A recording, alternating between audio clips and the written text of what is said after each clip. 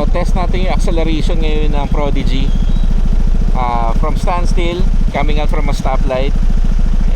Let's see.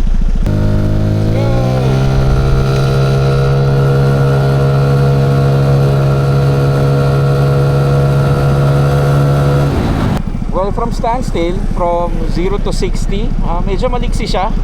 Kinda like it. Ang ganda nung torque nung Prodigy CVT. So far so good. Yung 0 to 60 talaga napakabilis niya ma-reach. Maliksi yung performance nung Prodigy CVT. We will see kung okay naman yung top end power nitong Prodigy or kailangan natin magpalit ng mas mabigat na rollers.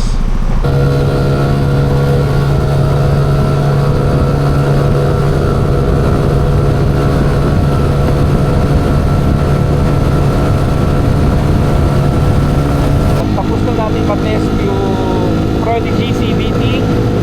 Maganda siya, to be honest, compared sa lumang gamit ko na CVT. Mas mabilis yung response.